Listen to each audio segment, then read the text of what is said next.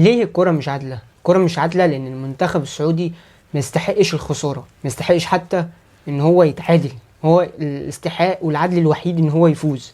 3 بونت كان لازم تبقى في جيب السعودية، مش في جيب بولندا. بولندا تقريبا ما راحتش الشوط الأول خالص غير بكرة واحدة اللي هي كرة الجون. طيب الشوط التاني ليهم ماشي كورتين في العارضة، بس انت لو تشوف مثلا مجمل الاستحواذ ممكن تلاقيه مثلا 70-30 شوط اول وشوط تاني.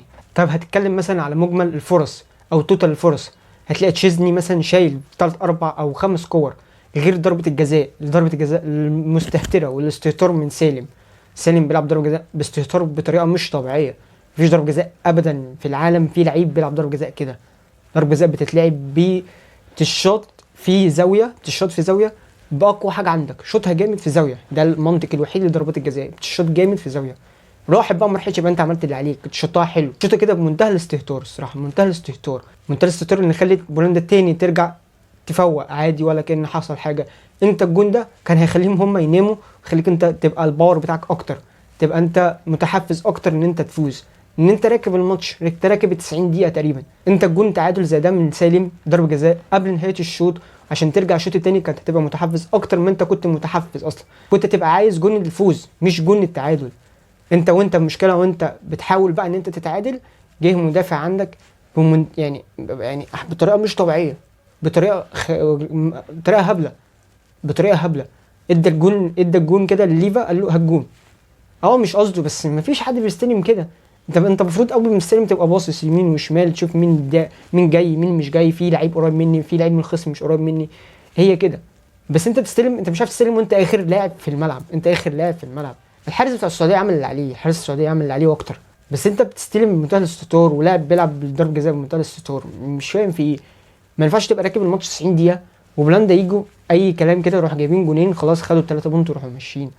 انت دخلت نفسك بقى في آلات حاسبه بقى وشغل بقى حساب. لازم السعوديه الماتش الجاي تفوز قدام المكسيك، لازم تفوز قدام المكسيك، وبولندا تخسر قدام الارجنتين. بولندا التعادل خلاص اهلها وانت طلعت بره البطوله. انت لازم الارجنتين تكسب، على بولندا، وانت كمان تكسب على المكسيك، لازم عشان تتاهل، عشان تبقى 6 بونت.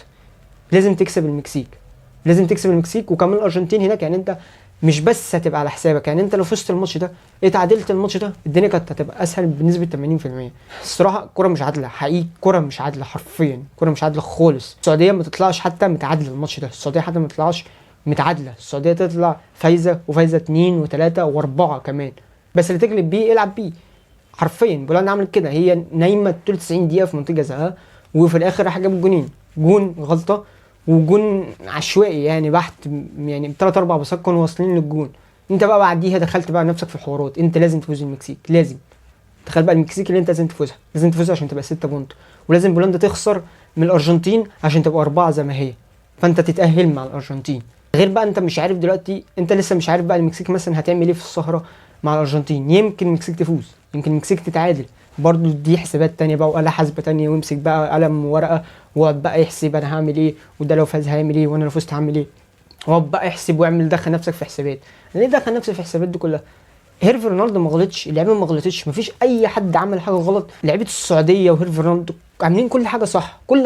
فعلا في سوء توفيق بطريقه مش طبيعيه، مفيش حظ بطريقه مش طبيعيه، في سوء توفيق. يعني الكوره مش عايزه تخش، سبحان الله. الكوره لما كانت عايزه تخش في ماتش الارجنتين، خلاص شوطه من بره منطقه الجزاء، راحه في الزاويه بالظبط.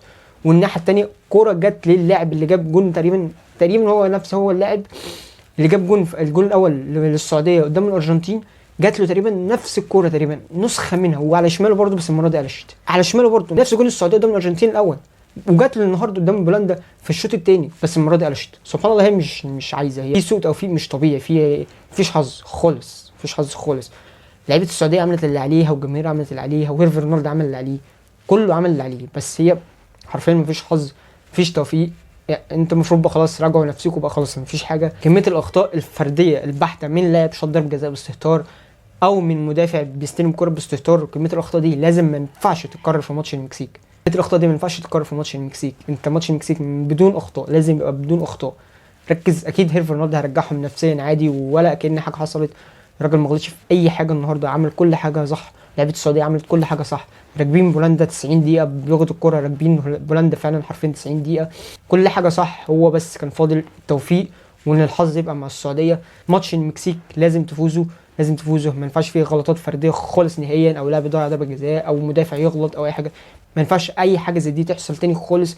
انت لازم يبقى ماتش المكسيك بدون اي اخطاء، عادي ما حصلش حاجه. كمان 3 4 ايام هتلعب ماتش المكسيك بدون اخطاء، ركز عادي ما حصلش حاجه. 3 بونت راحوا، انت تكسب، واملك بقى على الارجنتين ان هي تكسب بولندا، اللي هو ان شاء الله نسبه 80% الارجنتين هتكسب، وانت ان شاء الله المهم ان انت تكسب. ما تبصش للارجنتين هي تكسب، لا انت لازم ان انت تكسب، وبعد كده بص بقى الارجنتين هتعمل ايه، بس انت اكسب المهم. وما حصلش حاجه عادي، ماتش 3 بونت ما حصلش حاجه. صلح اخطائك، شوف الاخطاء الفرديه اللي انت عملتها.